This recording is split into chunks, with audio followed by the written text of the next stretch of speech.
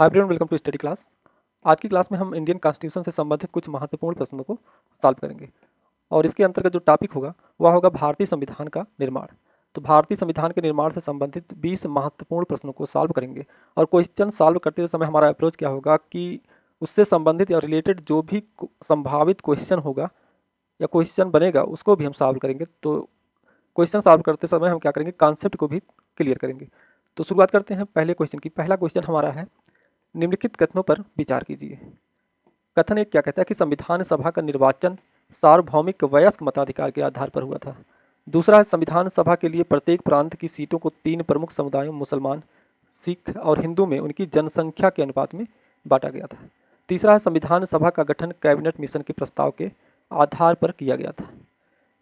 पहले कथन की बात की जाए तो पहला कथन क्या है कि यहाँ पर दिया है सार्वभौमिक वयस्क मताधिकार। इसका अर्थ है कि यहाँ पर डायरेक्ट इलेक्शन का प्रयोग किया गया था, जबकि संविधान सभा का जो निर्माण किया गया, जो सदस्य चुने गए थे, इनडायरेक्ट इलेक्शन द्वारा चुने गए थे। इनडायरेक्ट इलेक्शन के माध्यम से संविधान सभा के सदस्यों का चुनाव हुआ था। तो पहला कथन क्या है, गलत है। दूसरा कथन की तरफ आते हैं तो यहाँ पर मुसलमान, सिख और हिंदू में डिवाइड किया गया जनसंख्या के आधार पर। हिंदू नहीं शब्द प्रयोग किया गया, यहाँ पर सामान्य था, सामान्य वर्ग। तो दूसरा भी क्या है, गलत है। तीसरा है, संविधान सभा का गठन कैबिनेट मिशन के प्रस्ताव के आधार पर किया गया था। तो तीसरा कथन हमारा क्या है, सही है। तो 1 और 2 क्या है, गलत है। तो इसका जो राइट आंसर होगा ऑप्शन सी क्या है, इसका राइट आंसर है। तो संविधान सभा का गठन किसके द्वारा किया गया था, कैबिनेट मिशन की सिफारिश या प्रस्ताव के आधार पर संविधान सभा का निर्माण किया गया था। इसको थोड़ा हम समझते हैं। भारतीयों द्वारा जब संविधान सभा की मांग की जा रही थी तो पहली बार ब्रिटिश द्वारा संविधान सभा का जो सैद्धांतिक रूप से स्वीकृत कर मिली अगस्त प्रस्ताव में। अगस्त प्रस्ताव के द्वारा सैद्धांतिक रूप से, जो कि 1940 में आया था, स्वीकार किया गया संविधान सभा को पहली बार। इसके बाद क्रिप्स मिशन आता है 1942 में। 1942 के क्रिप्स मिशन ने भी क्या किया, संविधान सभा का प्रस्ताव रखा, लेकिन क्या किया, यहाँ पर मुस्लिम लीग द्वारा क्या कर दिया गया, अस्वीकार कर दिया गया। अब आता है कैबिनेट मिशन। 1946 में कैबिनेट मिशन का आगमन होता है और इसी के प्रस्ताव पर कहा गया कि भारत में एक संविधान सभा का गठन किया जाएगा। संविधान सभा का कार्य क्या होगा, भारतीय संविधान का या भारत के संविधान का निर्माण करना। भारत के संविधान का निर्माण करना संविधान सभा का कार्य क्या होगा। तो कैबिनेट मिशन के प्रस्ताव के आधार पर आगे चलकर संविधान सभा का गठन किया जाता है, जिसमें रखा गया कि 389 मेंबर होंगे। 389 मेंबर वाली एक संविधान सभा होगी और उसमें जो 389 मेंबर होंगे उसमें से कहा गया कि 296 सदस्य क्या होंगे, ब्रिटिश प्रांत से, ब्रिटिश प्रांत से, और 93 सदस्य कहाँ से होंगे, जो रियासतें हैं या रियासत है वहाँ से चुने जाएंगे। तो यहाँ पर जो पीले कलर का दिखाई दे रहा था यह क्या है, ब्रिटिश प्रांत है। यह सब ब्रिटिश, जैसे बिहार है, यहाँ पर मध्य प्रांत है, यहाँ पर संयुक्त प्रांत है, यहाँ पर मद्रास प्रांत, बॉम्बे प्रांत। तो यहाँ से भी सदस्य चुने जाएंगे। कितने, 296। 296 में कहा गया कि 292 सदस्य ब्रिटिश प्रांत से, जो और जो 4 क्या है, चीफ कमिश्नरी क्षेत्र है, जो वर्तमान में कहा जाता है केंद्र शासित क्षेत्र कहा जाता है, वहाँ से चुने जाएंगे, चीफ कमिश्नरी क्षेत्र से। अब जो ब्रिटिश प्रांत से जो सदस्य चुने जाएंगे, इनका चुनाव कैसे होगा, इनडायरेक्ट इलेक्शन के द्वारा। का चुनाव इनडायरेक्ट इलेक्शन के द्वारा किया जाएगा। इनडायरेक्ट इलेक्शन का अर्थ है हुआ कि यहाँ पर जनता सीधे वोट नहीं करेगी, जनता सीधे वोट नहीं करेगी, बल्कि जनता द्वारा जो चुने गए हैं, यहाँ पर जैसे प्रांत है, मद्रास प्रांत या बॉम्बे प्रांत में जो लेजिस्लेटिव काउंसिल है, विधायी परिषद है, वहाँ के जो मेंबर हैं उनके द्वारा संविधान सभा के सदस्य चुने जाएंगे। और यह चुनाव कैसे होगा, सिंगल ट्रांसफरेबल सिस्टम या एकल संक्रमण पद्धति द्वारा इनका चुनाव होगा, आनुपातिक प्रतिनिधित्व द्वारा इनका चुनाव होगा। और बाकी शेष मेंबर जैसे 93 मेंबर जो होंगे, रियासतें, जैसे यहाँ पर हैदराबाद रियासत, यहाँ पर मैसूर रियासत है, जो रियासतें हैं उनके द्वारा नॉमिनेटेड होंगे या उनके प्रमुख द्वारा नॉमिनेटेड होंगे। तो कुछ सदस्य क्या है, इनडायरेक्ट इलेक्शन के द्वारा चुने जा रहे हैं और कुछ सदस्य क्या है, नॉमिनेटेड है। यहाँ पर डायरेक्ट इलेक्शन अर्थात जनता द्वारा जो भी सदस्य हैं संविधान सभा में डायरेक्ट नहीं चुने गए थे, तो यहाँ पर सार्वभौमिक मताधिकार का प्रयोग नहीं किया गया था। तो इस प्रकार कहा गया कि कैबिनेट मिशन के अंतर्गत की 389 मेंबर वाली एक संविधान सभा होगी और जिसमें कुछ नॉमिनेटेड सदस्य होंगे, जैसे जो रियासतें हैं वहाँ से नॉमिनेटेड होंगे और जो ब्रिटिश प्रांत है वहाँ से इलेक्टेड होंगे या इनडायरेक्ट इलेक्शन द्वारा इनका चुनाव होगा। तो इस प्रकार संविधान सभा का गठन किया जाता है। अगले क्वेश्चन की तरफ बढ़ते हैं। संविधान निर्माताओं से संबंधित निम्नलिखित कथनों पर विचार कीजिए। पहला है, संविधान सभा में ऐसे अनेक सदस्य थे जो कांग्रेसी नहीं थे। संविधान सभा, दूसरा है, संविधान सभा में समाज के अलग अलग समूहों का प्रतिनिधित्व था। तीसरा है, संविधान सभा के सदस्यों की विचारधारा एक समान थी। तीसरा है, महात्मा गांधी संविधान सभा, चौथा है, संविधान सभा के सदस्य थे। पहला कथन है कि यहाँ पर गैर कांग्रेसी सदस्य भी शामिल थे। तो ज्यादातर देखा जाए तो कांग्रेसियों का क्या था, प्रभुत्व था, लेकिन इसमें कुछ सदस्य क्या थे, गैर कांग्रेसी भी थे। तो पहला कथन क्या है, सही है। दूसरा है कि अलग अलग समूहों के प्रतिनिधि इसमें शामिल थे, तो यह भी कथन क्या है, सही है। यहाँ पर कहा गया कि संविधान सभा के सदस्यों की विचारधारा एक समान थी, ऐसा नहीं है, गलत। यह कहा, ऑप्शन गलत है कथन। चौथा है, महात्मा गांधी संविधान सभा के सदस्य थे, यह भी कथन क्या है, गलत है। 3, 4 गलत है, जबकि 1 और 2 क्या है, कथन सही है। तो इसका जो राइट आंसर होगा, ऑप्शन ए क्या है, इसका राइट आंसर है। अगले क्वेश्चन की तरफ पढ़ते हैं। संसद द्वारा भारत, कथन एक क्या कहता है कि संसद द्वारा भारतीय संविधान को अंगीकृत किया गया था। दूसरा है, 26 नवंबर 1949 को संविधान पूर्ण रूप से लागू हो गया। पूर्ण रूप से लागू हो गया।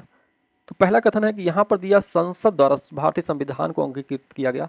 यहाँ पर संसद नहीं बल्कि क्या है, संविधान सभा द्वारा अंगीकृत किया गया। संविधान सभा द्वारा संविधान को स्वीकृत किया गया।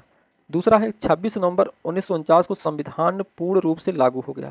तो दूसरा कथन भी क्या है, गलत है। पूर्ण रूप से लागू नहीं हुआ, बल्कि कुछ प्रावधान 26 नवंबर 1949 को लागू होते हैं, लेकिन पूर्ण रूप से कब लागू हुआ, 26 जनवरी 1950 को। तो कथन 2 भी क्या है, गलत है। कथन 1 भी क्या है, गलत है। तो इसका जो राइट आंसर होगा, यहाँ पर पूछा गया है कौन सा सही है, तो ना तो 1 सही है ना ही 2 सही है, इसका राइट आंसर होगा। अगले क्वेश्चन की तरफ बढ़ते हैं। निम्नलिखित को नीचे दिए गए कूट की सहायता से सही कालक्रम में व्यवस्थित कीजिए। पहला है, संविधान सभा की पहली बैठक। दूसरा, माउंटबेटन योजना। तीसरा है, उद्देश्य प्रस्ताव को प्रस्तुत होना। और चौथा है, प्रारूप समिति का गठन। इसको कालक्रम के रूप में रखना है। तो संविधान सभा की जो पहली बैठक होती है, संविधान सभा की पहली बैठक कब होती है, 9 दिसंबर 1946 को संविधान सभा की पहली बैठक होती है। वहीं कैबिनेट माउंटबेटन योजना कब लाया गया, 3 जून। माउंटबेटन प्लान 3 जून 1947 को लाया गया। इसके अलावा उद्देश्य प्रस्ताव को प्रस्तुत कब किया गया, जब संविधान सभा की 3rd बैठक होती है, 13 दिसंबर 1946 को होती है,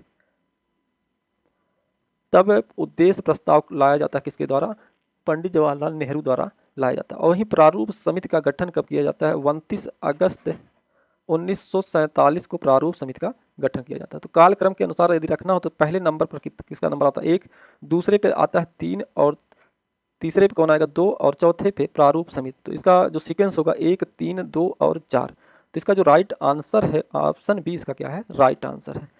अगले क्वेश्चन की तरफ बढ़ते हैं। भारतीय संविधान सभा में महिला सदस्यों की कुल संख्या कितनी थी। ए है 10 सदस्य, बी 12 सदस्य, सी 13 सदस्य और डी 15 सदस्य। तो इसका जो राइट आंसर है, राइट आंसर क्या है, 15 सदस्य थे। इसमें 15 महिला सदस्य शामिल थी।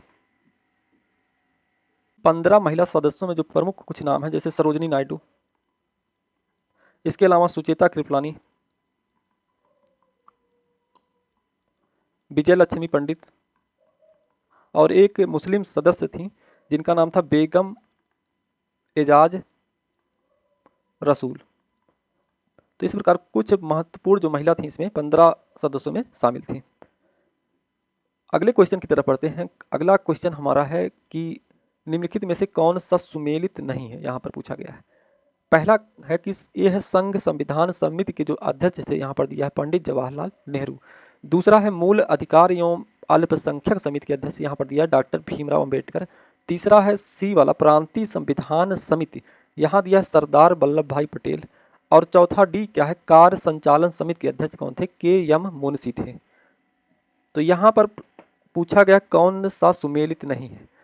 यदि बी को देखा जाए तो बी क्या है, यहाँ पर सुमेलित नहीं है। मूल अधिकार और अल्पसंख्यक समिति के जो अध्यक्ष किसे बनाया गया था, सरदार वल्लभ भाई पटेल को बनाया गया था। और मूल अधिकार से संबंधित एक उप समिति थी। इनकी दो क्या है, इनकी उप समिति थी। मूल अधिकार से संबंधित उप समिति के जो अध्यक्ष थे कौन थे? जेबी कृपलानी थे। इसके अलावा अल्पसंख्यक से संबंधित एक उप समिति थी, उसके जो अध्यक्ष थे वह कौन थे? एच.सी. मुखर्जी थे। तो संघ संविधान समिति के अध्यक्ष कौन थे? पंडित जवाहरलाल नेहरू। इसके अलावा संघ शक्ति समिति के अध्यक्ष कौन थे? जवाहरलाल नेहरू थे।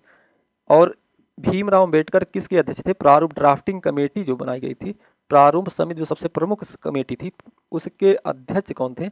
डॉक्टर भीमराव अंबेडकर। और संचालन समिति के अध्यक्ष कौन थे? संचालन समिति वह कौन थे? राजेंद्र प्रसाद थे। या राष्ट्रीय ध्वज संबंधित तदर्थ समिति जो बनाई गई थी, उसके अध्यक्ष कौन थे? राजेंद्र प्रसाद ही थे। तो इस प्रकार कुछ समितियां का निर्माण किया गया था, उनके अध्यक्षों को क्या करना है? आपको याद करना है। किसने कहा था भारत एक अर्ध संघात्मक राज्य है? अगला क्वेश्चन जो हमारा है, ए कहा था, ए है लॉर्ड ब्राइस, बी है आइबर जेनिंग्स, सी है एच.जे. लास्की और डी है के.सी. व्हीयर। तो अर्ध संघात्मक राज्य किसने कहा था भारत को? के.सी. व्हीयर ने कहा था। के.सी. व्हीयर ने भारत के संविधान को या भारत को कहा अर्ध संघात्मक कहा।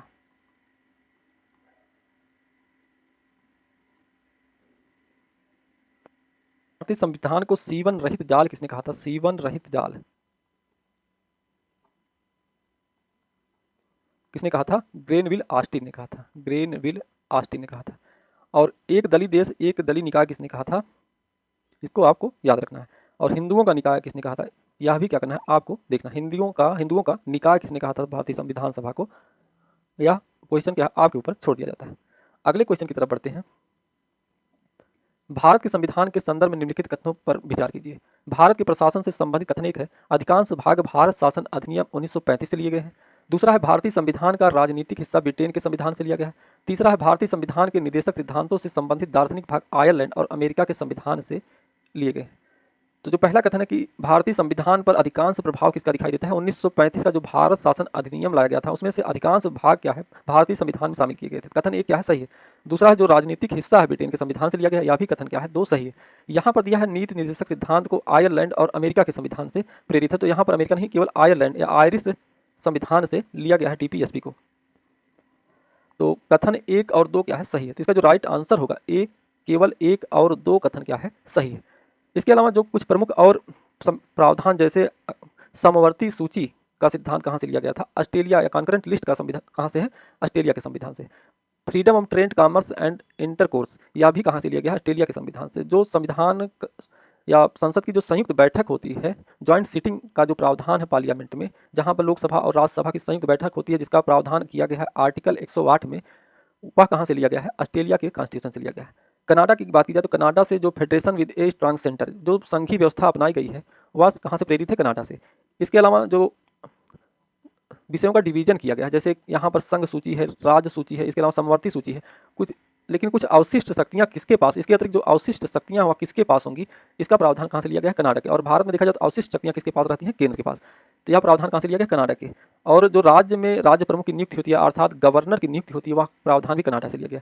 और जो सलाहकारी व्यवस्था है सुप्रीम या न्यायालय की, वह कहाँ से है? कनाडा के संविधान से है। आयरलैंड के संविधान से डीपीएसपी को हमने देखा, डीपीएसपी के प्रावधान को लिया गया है। और राज्यसभा में जो नॉमिनेटेड मेंबर होते हैं, 12 नॉमिनेटेड मेंबर होते हैं, वह कहाँ से लिए गए हैं? आयरलैंड के संविधान। इसके अलावा method of election of the president, अर्थात राष्ट्रपति की चुनाव जो प्रक्रिया हो, यह भी प्रावधान कहाँ से लिया गया है? आयरलैंड के संविधान से लिया। जापान के संविधान से procedure of establish by law, विधि द्वारा स्थापित प्रक्रिया, यह कहाँ से लिया गया है? जापान के संविधान से। वहीं सोवियत यूनियन या सोवियत संघ से जो प्रावधान कौन कौन से लिए गए हैं? Fundamental duties, ideal of justice, जैसे प्रियम्बल में हम देखेंगे सोशल जस्टिस की बात की गई है, इकोनॉमिक्स और पॉलिटिकल जस्टिस की बात की गई है, यह भी कहाँ से लिया गया है? सोवियत संघ के।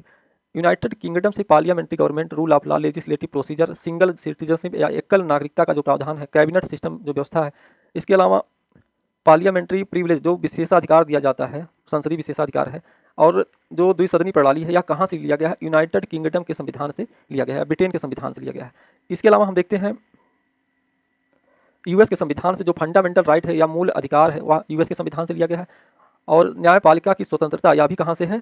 यूएस के संविधान से। जुडिशियल रिव्यू या भी यूएस के संविधान से है। इम्पीचमेंट ऑफ द प्रेसिडेंट जो महाभियोग लगाया जाता है राष्ट्रपति पर, या भी कहाँ से लिया गया है, यूएस से लिया गया है। Removal of the supreme court and high court जज की जो रिमूव किया जाता है, निकाला जाता है, हाई कोर्ट हटाने की जो प्रक्रिया है हाई कोर्ट और सुप्रीम कोर्ट के जज की, यह भी कहाँ से लिया गया है, यूएस के संविधान से। पोस्ट ऑफ वाइस प्रेसिडेंट जो उपराष्ट्रपति का पद होता है, वह भी कहाँ से है, यूएस के संविधान से। जर्मनी के संविधान से है suspension of fundamental rights during emergency. Emergency जब लागू होता है उस दौरान क्या होता है कि कुछ मौलिक अधिकार सस्पेंड कर दिए जाते हैं या निलंबित कर दिए जाते हैं। यह प्रावधान कहाँ से है, जर्मनी के संविधान से। साउथ अफ्रीका के संविधान से जो संविधान संशोधन की प्रक्रिया प्रावधान है वह साउथ अफ्रीका से लिया गया है। इसके अलावा election of member of Rajya Sabha का जो चुनाव होता है वह कहाँ से लिया गया है, अफ्रीका के संविधान से। फ्रांस के संविधान से रिपब्लिक शब्द को अपनाया गया है। इसके अलावा आइडर जो लिबर्टी इक्वालिटी एंड फ्रेटर्निटी या बंधुत्व का जो सिद्धांत है प्रियम्बल दिखाई देता है, यह कहाँ से लिया गया है, फ्रांस के संविधान से लिया गया है। अगले क्वेश्चन की तरफ बढ़ते हैं हम। भारतीय संविधान में एकल नागरिकता का प्रावधान लिया गया है। यहाँ पर पहला आयरलैंड के संविधान से, बी है फ्रांस के संविधान से, सी है अमेरिका के संविधान से और डी है ब्रिटेन के संविधान से। तो इसका जो राइट आंसर है ऑप्शन डी, ब्रिटेन के संविधान से लिया गया। अगले क्वेश्चन की तरफ बढ़ते हैं। निम्नलिखित में से किसने पहली बार भारत के लिए संविधान सभा के सिद्धांत को स्वीकार किया था। तो हमने ऊपर देखा कि पहली बार अगस्त प्रस्ताव के द्वारा सैद्धांतिक रूप से स्वीकृति प्रदान की जाती है। अगस्त प्रस्ताव कब लाया गया था, 1940 में लाया गया था, लेकिन संविधान सभा का निर्माण 1946 में कैबिनेट मिशन के द्वारा किया जाता है। अगले क्वेश्चन की तरफ बढ़ते हैं। भारतीय संविधान के निर्माण से संबंधित निम्नलिखित कथनों में से कौन सा सही है। पंडित नेहरू के उद्देश्य प्रस्ताव को जो संविधान सभा द्वारा स्वीकार किया गया संविधान के निर्माण पर असर था। दूसरा है उद्देश्य का बहुत महत्वपूर्ण उद्देश्यों की पूर्ति करता है, संविधान को भारत के लोगों ने आदेशित किया। चौथा है राज्य के मुखिया को लोग प्रत्यक्ष रूप से निर्वाचित करते हैं। तो इसमें जो चौथा ऑप्शन है राज्य का मुखिया प्रत्यक्ष रूप से नहीं बल्कि इनडायरेक्ट इलेक्शन के द्वारा चुना जाता है। इनडायरेक्ट इलेक्शन में क्या होता है, जो राज्यसभा, लोकसभा और स्टेट की जो लेजिस्लेटिव काउंसिल है उनके जो मेंबर हैं या निर्वाचित मेंबर द्वारा राष्ट्रपति का चुनाव किया जाता है। तो यहाँ पर प्रत्यक्ष ना होकर क्या है, इनडायरेक्ट द्वारा चुना जाता है। तो चौथा गलत है, बाकी क्या है सब सही है, 1 2 3। तो इसका जो राइट आंसर होगा ऑप्शन ए, इसका क्या है राइट आंसर। तो उद्देश्य प्रस्ताव की बात की जाए, जब थर्ड बैठक होती है संविधान सभा की, उसी थर्ड बैठक में उद्देश्य प्रस्ताव लाया जाता है पंडित नेहरू द्वारा, जो कि संविधान का उद्देश्य लक्ष्य क्या होगा, हमारे संविधान की प्रकृति क्या होगी, इसमें शामिल था। तो और थर्ड बैठक में जो कि 13 दिसंबर 1946 को थर्ड बैठक होती है और उसी में प्रस्ताव लाया जाता है और पारित कब होता है, 22 जनवरी 1947 को संविधान सभा द्वारा स्वीकृति प्रदान की जाती है उद्देश्य प्रस्ताव को। अगले क्वेश्चन की तरफ बढ़ते हैं। अगला हमारा क्वेश्चन है 1935 में भारतीय राष्ट्रीय कांग्रेस ने संविधान के गठन की मांग को पहली बार अपनी अधिकृत नीति में शामिल किया। दूसरा है भारत में संविधान सभा का गठन दिसंबर 1946 में किया गया। और यहाँ पूछा गया उपयुक्त कथनों में से कौन सा असत्य कथन पूछा गया है। तो पहला कथन क्या है, यह सही है, दूसरा कथन भी क्या है, सही है। तो असत्य कथन ना तो 1 और ना ही 2। तो पहली बार ऑफिशियल रूप से संविधान सभा की डिमांड कब की जाती है कांग्रेस द्वारा, 1935 में की जाती है। उसके पहले एम रॉय ने संविधान सभा की मांग की थी, 1934 में की थी। आगे चलकर पंडित नेहरू द्वारा कहा गया कि जो संविधान सभा होगी उसका गठन क्या होगा, सार्वभौमिक मताधिकार द्वारा होगा, अर्थात जनता द्वारा चुना जाएगा। लेकिन चुना किस प्रकार गया, इनडायरेक्ट इलेक्शन के द्वारा चुना गया था। तो इस प्रकार संविधान सभा की ऑफिशियल डिमांड कांग्रेस द्वारा कब की जाती है, 1935 में की जाती है। अगले क्वेश्चन की तरफ बढ़ते हैं। अगला क्वेश्चन है संघीय प्रणाली को निम्नलिखित में से कौन सा लक्षण भारतीय राजनीतिक प्रणाली में नहीं पाया जाता। दोहरी नागरिकता, दूसरा है परिसंघ और राज्य सरकार के बीच शक्तियों का वितरण, तीसरा है संविधान की सर्वोच्चता और चौथा है संविधान के निर्वाचन में न्यायपालिका का प्राधिकार। तो दोहरी नागरिकता क्या भारतीय संघीय प्रणाली में शामिल नहीं किया गया बल्कि सिंगल सिटीजनशिप को अपनाया गया है भारतीय संविधान। तो इसका जो राइट आंसर होगा ऑप्शन ए, क्या है इसका राइट आंसर है। अगले क्वेश्चन की तरफ बढ़ते हैं। अगला क्वेश्चन है भारत की संघीय व्यवस्था का समर्थन करते हैं। पहला शक्तियों का पृथक्करण, दूसरा एकीकृत न्यायपालिका, तीसरा है राज्यपाल की नियुक्ति, तीसरा चौथा है संविधान की सर्वोच्चता और पांचवा है द्विसदनीयता। यहाँ पर संघीय व्यवस्था का अर्थ होता है कि जो पावर है, पावर को डिवाइड किया जाता है, विकेंद्रीकरण किया जाता है, सेंट्रल लेवल पर और स्टेट लेवल पर डिवाइड किया जाता है। तो कुछ अधिकार सेंटर को दिए जाते हैं, कुछ अधिकार स्टेट को दिए जाते हैं। यहाँ पर यानी शक्तियों का क्या होता है, विकेंद्रीकरण होता है, जहाँ पर सेंटर और राज्य दोनों कानून बनाते हैं।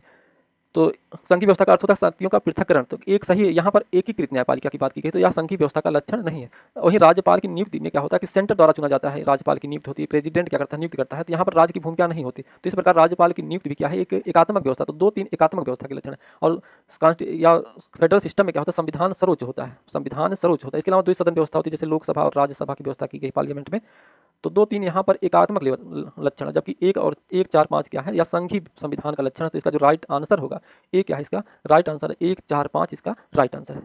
अगले क्वेश्चन की तरफ बढ़ते हैं। अगला क्वेश्चन हमारा है भारत में समवर्ती सूची की संकल्पना उद्धृत की गई यूएस के संविधान से, एक है बी क्या कहता है स्विट्जरलैंड के संविधान से, सी कहता है ऑस्ट्रेलिया के संविधान से, डी क्या है यूएसएसआर के संविधान से। तो समवर्ती सूची को हमने देखा क्या है कि ऑस्ट्रेलिया के संविधान से लिया गया, इसका राइट आंसर सी इसका राइट आंसर है। अगले क्वेश्चन की तरफ बढ़ते हैं कि भारतीय संविधान के निम्नलिखित में से कौन सा प्रावधान कनाडा के संविधान से लिया गया। न्यायपालिका की, पहला न्यायपालिका की स्वतंत्रता, दूसरा है गणतंत्र की अवधारणा, तीसरा है सर्वोच्च न्यायालय का सलाहकार क्षेत्राधिकार, चौथा समवर्ती सूची की अवधारणा। तो इसका जो राइट आंसर होगा 3 क्या है इसका राइट आंसर है। न्यायपालिका की स्वतंत्रता की बात की जाए तो यह लिया गया है यूएस के संविधान से, गणतंत्र की अवधारणा फ्रांस के संविधान से है, जबकि समवर्ती सूची का अवधारणा कहाँ से, ऑस्ट्रेलिया के संविधान से। लेकिन सलाहकारी जो प्रवृत्ति होती है वहाँ कहाँ से लिया गया है, न्यायपालिका की कनाडा के संविधान से। तो इसका राइट आंसर होगा 3। अगले क्वेश्चन की तरफ बढ़ते हैं। अगला हमारा क्वेश्चन है भारतीय संविधान की विशेषता में निम्नलिखित में से कौन सी विशेषता सम्मिलित नहीं है। नम्रता एवं अनम्रता का मिश्रण है, ए बी संसदीय सर्वोच्चता और न्यायिक सर्वोच्चता में समन्वय है, अलिखित और विस्तृत संविधान है, मूल अधिकार एवं मूल कर्तव्य को अपनाया गया। यहाँ पूछा गया कौन सा लक्षण सम्मिलित नहीं है। तो भारतीय संविधान क्या है, लिखित संविधान। आमतौर पर जो संघीय संविधान होता है वह लिखित संविधान होता है या रिटन कॉन्स्टिट्यूशन होता है, और भारत का संविधान क्या है, विस्तृत संविधान है लेकिन अलिखित नहीं है। तो इसका सही आंसर क्या होगा, सी। भारत का संविधान क्या है, लिखित है, तो यह विशेषता सम्मिलित नहीं है। जबकि विस्तृत संविधान है लेकिन यहाँ पर दिया है अलिखित, लेकिन भारत का संविधान क्या है, लिखित संविधान है। अगले क्वेश्चन की तरफ बढ़ते हैं। संविधान सभा द्वारा राष्ट्रगान जन गण मन को स्वीकृति कब प्रदान की गई। पहला है 22 जुलाई 1947, बी है 24 जनवरी 1950, सी है 26 नवंबर 1950, डी है 26 जनवरी 1950। तो राष्ट्रीय गान और राष्ट्रीय गीत को कब अपनाया गया था, 24 जनवरी 1950 को अपनाया गया था। जबकि राष्ट्रीय फ्लैग को कब अपनाया गया, 22 जुलाई 1947 को अपनाया गया था। वहीं राष्ट्रपति का चुनाव कब किया जाता है, 24 जनवरी 1950 को किया जाता है। तो जनगणमन अधिनायक की स्वीकृति कब मिली, 24 जनवरी 1950 को मिली। अगला क्वेश्चन हमारा क्या है, निम्नलिखित में से कौन से कांग्रेसी प्रारूप समिति के सदस्यों में शामिल थे। तो एन गोपालास्वामी अयंगर, अल्लाद कृष्णा स्वामी अय्यर, तीसरा है सैयद मोहम्मद सादुल्ला, चौथा है डीपी खेतान, बीएल मित्र। तो जो प्रारूप समिति बनाई गई थी जिसमें 7 मेंबर थे, 7 मेंबर में अध्यक्ष किसे चुना गया था, बीआर अम्बेडकर को, भीमराव अम्बेडकर को अध्यक्ष बनाया गया था ड्राफ्टिंग कमेटी का। इसमें कहा गया कि जो 7 सदस्य हैं इसमें से कितने सदस्य थे जो कांग्रेसी थे। तो यहाँ पर पूछा गया कांग्रेसी सदस्य कौन कौन थे। तो कांग्रेसी सदस्य की बात की जाए तो एक है एन गोपालास्वामी अयंगर क्या थे, कांग्रेसी थे। और दूसरा है कि चौथा क्या, डीपी खेतान भी क्या थे, कांग्रेसी थे। तो इसमें 2 सदस्य ऐसे थे जो कांग्रेसी थे, बी वाला 1 और 4 होगा। इसके अलावा अल्लाद कृष्णा स्वामी अय्यर और बीएल मित्र क्या थे, निर्दलीय चुने गए थे। वहीं सैयद मोहम्मद सादुल्ला क्या थे, जो मुस्लिम लीग है उनका प्रतिनिधित्व कर रहे थे। तो इस प्रकार इसमें 2 सदस्य क्या थे, 1 और 4, जो कि कांग्रेसी थे। अगले क्वेश्चन की तरफ बढ़ते हैं। प्रारूप समिति की बात की जाए तो ड्राफ्टिंग कमेटी का गठन कब किया जाता है, 29 अगस्त 1947 को इनका क्या किया गया, गठन किया गया था। इसमें 7 मेंबर थे और इनका क्या काम था कि संविधान का मसौदा तैयार करना या ड्राफ्ट करना, या प्रारूप जिसे कहा जाता है प्रारूप समिति कहा जाता है। इनका अध्यक्ष किसे बनाया गया था, बीआर अम्बेडकर को बनाया गया था चेयरमैन। इसके अलावा जो अन्य सदस्य थे इसमें एन गोपालास्वामी अयंगर, अल्लाद कृष्णा स्वामी अय्यर, डॉक्टर के.एम. मुंशी, सैयद मोहम्मद सादुल्ला और एन माधव राव। पहले क्या था, एन माधव राव के स्थान पर बीएल मित्र को चुना गया था, लेकिन रिप्लेस कर दिया गया। इसके अलावा टी कृष्णमाचारी के स्थान रिप्लेसिंग डीपी खेतान, तो डीपी खेतान के स्थान पर इनको लाया गया था। अगले क्वेश्चन की तरफ बढ़ते हैं। अगला क्वेश्चन हमारा है, लास्ट क्वेश्चन होगा, संविधान सभा का इसमें दिया निम्नलिखित तथ्यों पर विचार करें। संविधान सभा पहली बार 9 दिसंबर 1946 को डॉक्टर सच्चिदानंद सिन्हा की अध्यक्षता में बुलाई गई थी। दूसरा है डॉक्टर राजेंद्र प्रसाद 11 दिसंबर 1946 को संविधान सभा के अस्थायी सदस्य चुने जाते हैं, अस्थायी अध्यक्ष चुने जाते हैं। तीसरा, मुस्लिम लीग ने शुरू से ही संविधान सभा की कार्रवाई में सक्रिय रूप से भाग लिया। तो यहाँ पर है संविधान सभा का बार बार मुस्लिम लीग का विरोध किया जाता है। तो तीसरा कथन क्या है, गलत है, जबकि 1 और 2 सही है। तो संविधान सभा जब गठित की गई तो उसकी पहली बैठक कब होती है, फर्स्ट बैठक होती है 9 दिसंबर 1946 को। उस समय सच्चिदानंद सिन्हा को क्या किया गया, पहली बार अस्थायी अध्यक्ष के रूप में चुना गया था। दूसरी सेकंड जब बैठक होती है 11 दिसंबर 1946 को होती है, इसमें राजेंद्र प्रसाद को क्या किया गया, अस्थायी अध्यक्ष के रूप में चुना जाता है। इसके अलावा कुछ जैसे संविधान या विधायी सलाहकार किसको चुना जाता है, विधायी सलाहकार के रूप में वीएन राव को चुना जाता है इसमें 11 दिसंबर 1946 की बैठक में। अगली बैठक होती है 13 दिसंबर की, जो थर्ड बैठक होती है 13 दिसंबर 1946 को होती है। इसमें प्रारूप या उद्देश्य प्रस्ताव को शामिल किया जाता है, प्रस्तुत किया जाता है जवाहरलाल नेहरू या पंडित जवाहरलाल नेहरू द्वारा किया जाता है। तो यहाँ 1 और 2 क्या है, सही है, जबकि तीसरा क्या है, गलत। इसका जो राइट आंसर होगा बी क्या है, इसका राइट आंसर है 1 और 2। तो आज की क्लास में हमने कुछ महत्वपूर्ण प्रश्नों को सॉल्व किया जो कि संविधान सभा के निर्माण से संबंधित और संविधान सभा की विशेषता क्या थी, इनको भी इनमें शामिल किया गया। तो आशा करता हूँ या कोई जो भी यह क्लास आपके लिए उपयोगी साबित होगी। तो अगली क्लास में हम फिर मिलते हैं, तो तब तक के लिए क्या है, धन्यवाद।